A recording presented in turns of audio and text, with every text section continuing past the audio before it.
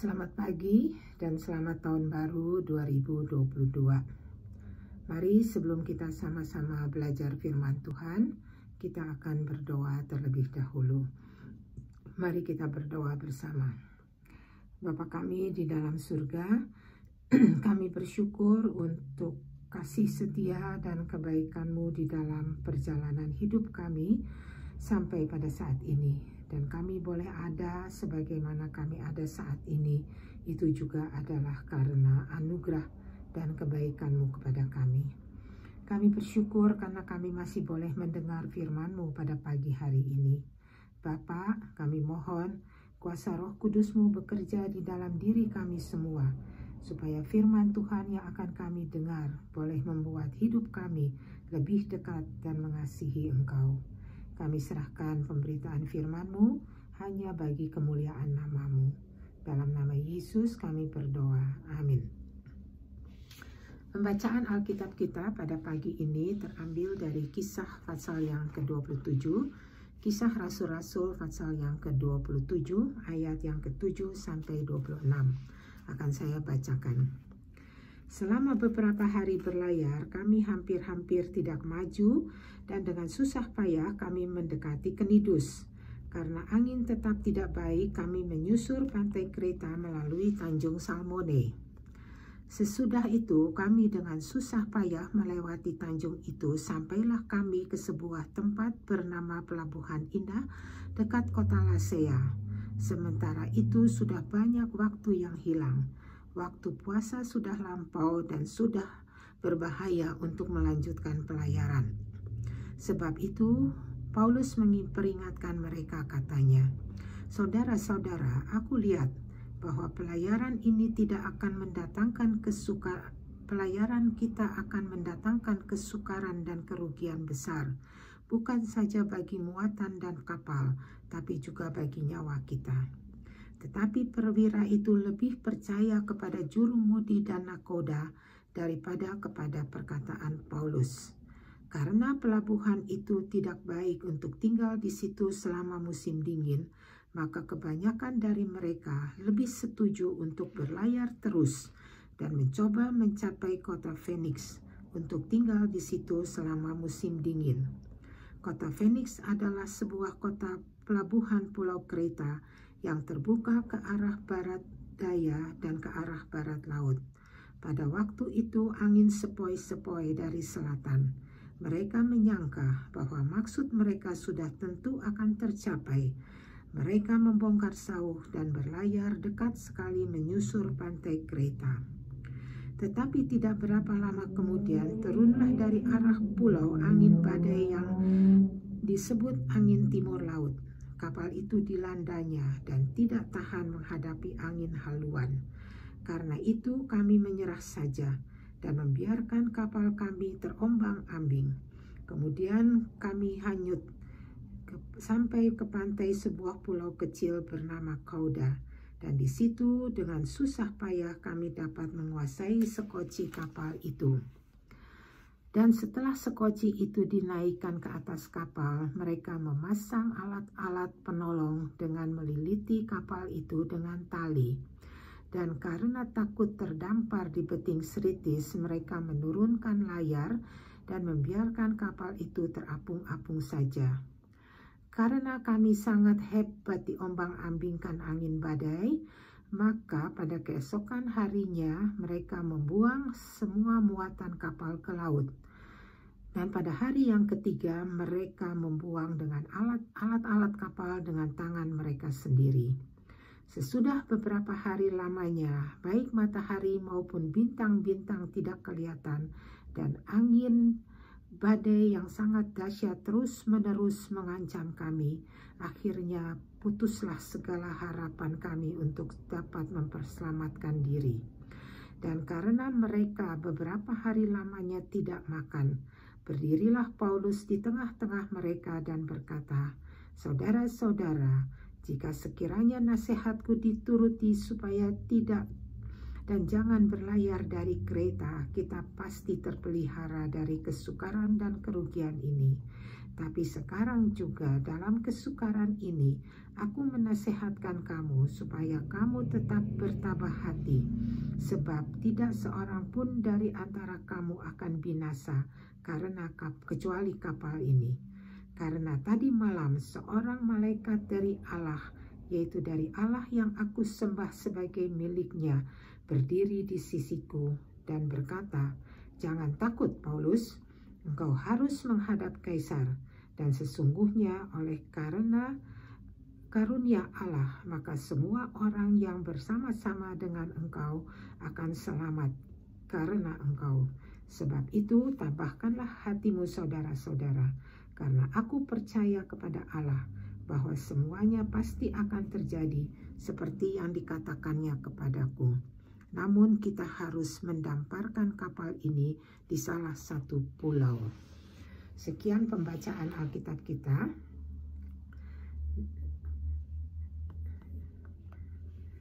Saudara-saudara, pembacaan Alkitab kita pagi ini berbicara tentang kapal yang ditumpangi oleh Rasul Paulus yang sedang dalam pelayaran ke Roma. Kapal ini terkena badai dan angin topan yang membuat seluruh isi kapal mengalami kerugian dan kesulitan yang besar. Saudara, badai itu bisa terjadi di mana saja, juga di dalam kehidupan kita. Nah, dalam pembacaan Alkitab ini kita akan belajar bahwa dalam menghadapi badai apapun dalam hidup ini, yang penting itu adalah bagaimana relasi kita dengan Tuhan. Mari kita lihat dulu apa yang dapat menyebabkan terjadinya kesukaran di dalam hidup ini. Kesukaran atau kerugian dalam hidup ini bisa terjadi karena bermacam hal. Yang pertama, karena kesalahan atau kelalaian kita sendiri. Misalnya kita salah mengambil keputusan atau jatuh ke dalam godaan sehingga membuat kita mengalami kesukaran. Contohnya dalam Alkitab adalah Simson. Dia tidak tahan terhadap godaan istrinya Delilah sehingga Simson membuka rahasia kekuatannya, dan ini membuat dia mengalami kesukaran dan penderitaan dalam hidupnya.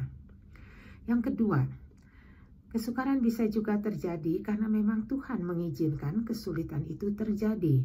Contohnya, di dalam Markus 6 ayat 45-52, Tuhan Yesus menyuruh murid-muridnya naik kapal menyeberangi Danau Galilea, sedangkan Yesus sendiri tinggal di pantai. Tengah malam, mereka ditimpa ombak yang sangat besar dan semua murid ketakutan. Seringkali kita berpikir, kalau Tuhan menyuruh melakukan sesuatu tentu akan aman. Tapi di sini kita melihat Tuhan menyuruh mereka ke seberang, tapi mereka tetap ditimpa ombak yang besar. Tapi kemudian kita melihat juga Tuhan datang, berjalan di atas air dan meneduhkan angin ribut itu. Jadi Tuhan Yesus membiarkan murid-muridnya ditimpa ombak supaya pada akhirnya mereka bisa melihat kuasa Yesus yang besar melebihi ombak dan gelombang yang dahsyat. Yang ketiga, kesukaran, kesulitan dalam hidup ini bisa terjadi juga akibat perbuatan atau kesalahan orang lain. Contoh, Paulus dan Silas dimasukkan ke dalam penjara dengan kaki dan tangan yang dibelenggu karena ada orang-orang yang tidak senang kepada Paulus. Orang-orang ini kemudian menghasut orang-orang banyak, sehingga banyak orang yang tidak senang kepada Paulus dan Silas, dan mereka kemudian menangkap Paulus dan Silas dan memasukkan ke dalam penjara, membelenggu tangan dan kakinya. Paulus dan Silas menderita karena kesalahan atau perbuatan orang lain. Yang keempat, saudara, di dalam pembacaan Alkitab, khusus di dalam pembacaan Alkitab ini, kita akan melihat bahwa badai dan kesulitan yang menimpa kapal Paulus terjadi karena ketidaktaatan terhadap apa yang dikatakan oleh Paulus. Padahal Paulus adalah hamba Tuhan, dan Paulus tentu mengatakan sesuatu sesuai yang diilhamkan oleh Tuhan. Dengan lain perkataan, mereka tidak mau mendengarkan Paulus, berarti mereka juga tidak mau mendengarkan firman Tuhan yang disampaikan oleh Paulus. Jadi ternyata Kerugian atau kesulitan atau badai yang kita alami dalam hidup ini bukan hanya terjadi karena hal-hal yang biasa seperti kelalaian sendiri, seperti karena kesalahan orang lain, ataupun karena Tuhan mengizinkan, tetapi juga bisa terjadi karena ketidaktaatan terhadap apa yang dikatakan firman Tuhan melalui hamba-Nya. Kita bersama-sama akan melihat poin yang keempat ini karena yang Tuhan inginkan dari dalam kehidupan kita adalah taat kepada firman Tuhan. Kita mau melihat dulu apa yang menyebabkan mereka tidak mau taat, tidak mau mendengar apa yang dikatakan Paulus.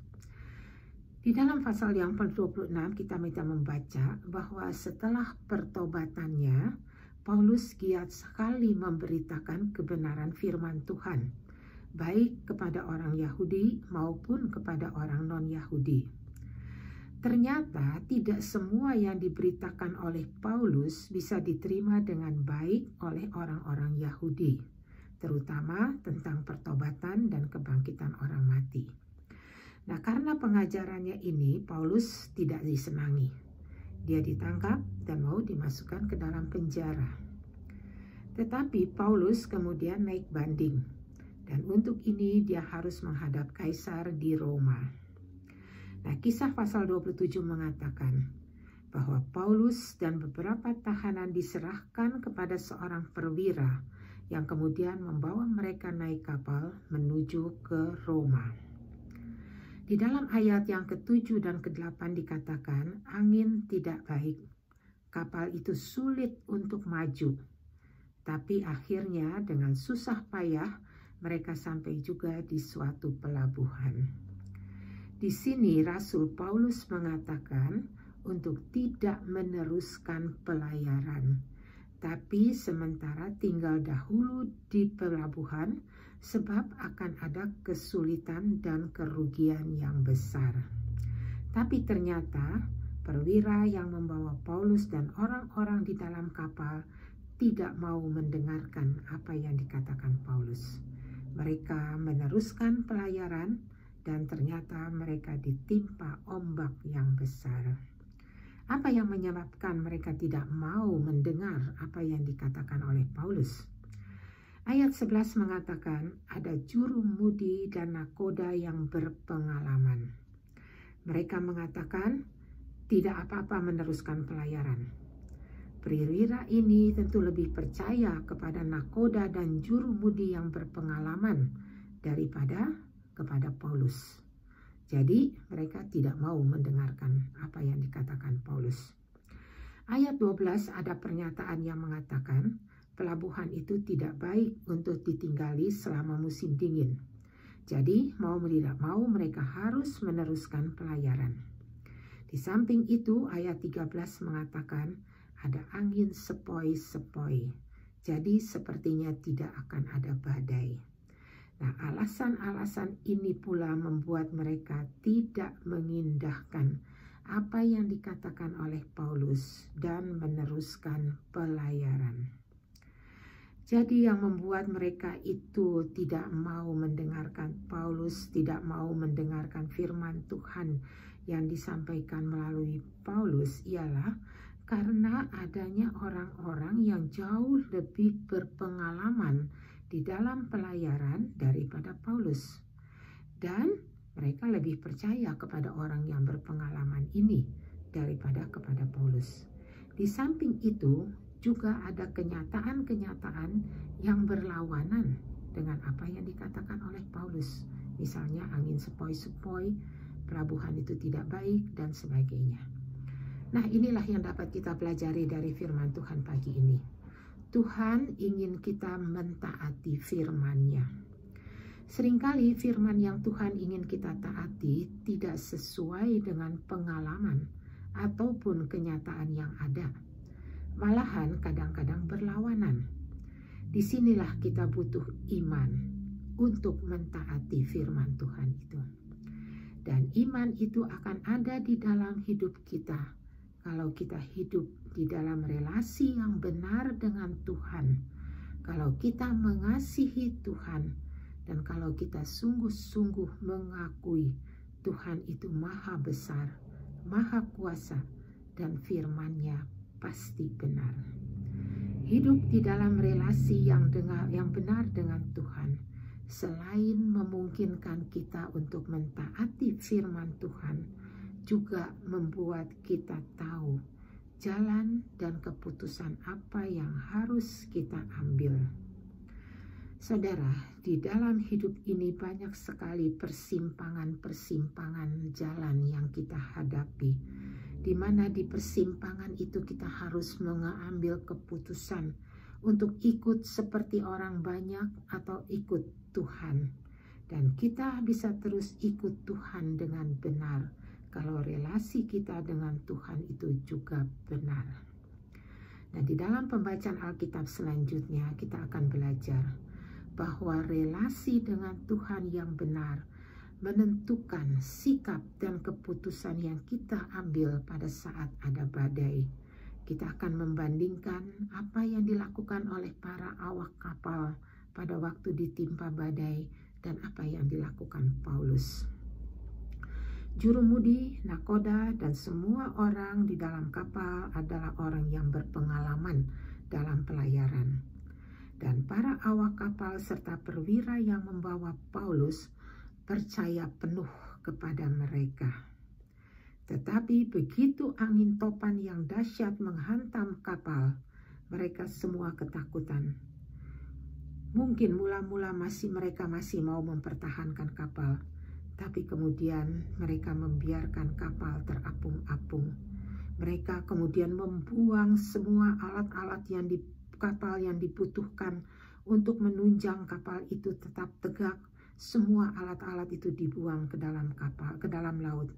Dan bahkan mereka juga mau membunuh semua orang tahanan karena takut orang-orang itu melarikan diri dengan berenang.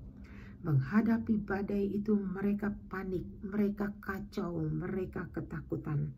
Mereka hanya melihat kepada badai dan topan yang begitu dahsyat dan akhirnya membuat mereka putus asa, tidak punya pengharapan akan selamat. Mereka membiarkan diri terombang-ambing tanpa pengharapan. Orang yang sudah tidak punya pengharapan akan hancur dan mati. Ada satu penyelidikan mengatakan manusia bisa hidup 7 hari tanpa makan, 2 hari tanpa minum, tapi hanya beberapa jam tanpa pengharapan. Para awak kapal dan orang-orang semua di dalam kapal mereka sudah putus harapan. Nah, inilah orang-orang yang tidak punya relasi yang benar dengan Tuhan. Menghadapi kesulitan mereka takut, tidak punya pegangan, putus asa, dan mereka tidak lagi punya pengharapan. Sebaliknya dengan Rasul Paulus tetap tenang karena Tuhan terus berbicara kepadanya dan menguatkan hatinya. Paulus mengarahkan orang-orang di dalam kapal kepada Tuhan. Dia mengingatkan mereka bahwa kesukaran dan kerugian itu terjadi karena mereka tidak mau mendengar apa yang dikatakan oleh Paulus. Dengan lain perkataan, Paulus mengarahkan semua orang-orang di dalam kapal untuk tidak berfokus kepada badai yang besar, tetapi berfokus kepada Tuhan yang Maha Kuasa yang dapat mengatasi badai itu. Paulus kemudian mengingatkan mereka juga bahwa ada rencana Tuhan yang harus digenapi. Oleh karena itu mereka diminta untuk tetap tenang, untuk makan supaya mereka kuat kembali. Orang yang hidup di dalam relasi yang benar dengan Tuhan seperti Paulus percaya bahwa Tuhan Maha Kuasa dan tidak meninggalkan dia. Mereka tidak takut waktu menghadapi kesukaran karena Tuhan terus berbicara melalui firman-Nya. Tuhan terus menguatkan dan mengarahkan mereka sehingga akhirnya mereka bisa mengambil keputusan yang benar dan tidak putus pengharapan. Nah, saudara, pelajaran apa yang bisa kita ambil untuk hidup kita? Kita sedang menjalani tahun 2022. Mari kita menjalani tahun ini dengan lebih mendekatkan diri kepada Tuhan, terus memelihara hati dan pikiran kita, memelihara relasi kita dengan Tuhan, yaitu dengan membaca firman-Nya, berdoa dan bersyukur selalu. Sehingga kalau kita juga dihadapkan dengan badai dan kesulitan, kita tidak putus pengharapan. Kita tahu sikap apa yang harus kita ambil, karena kita mengenal Tuhan yang benar dan yang mengasihi kita. Kita mengenal Tuhan yang penuh dengan kasih karunia, yang pasti akan menyelamatkan, mengeluarkan kita dari badai kehidupan apapun juga. Amin. Mari kita berdoa. Terima kasih Tuhan, Engkau Allah yang maha besar, maha kuasa. Tolong kami untuk lebih mengenal Engkau, lebih mengasihi Engkau, dan lebih setia kepadamu. Sehingga kalau badai ada dalam hidup kami tetap percaya, kami tetap berdiri teguh karena Engkau tidak meninggalkan kami. Terima kasih Tuhan, dalam nama Yesus. Amin.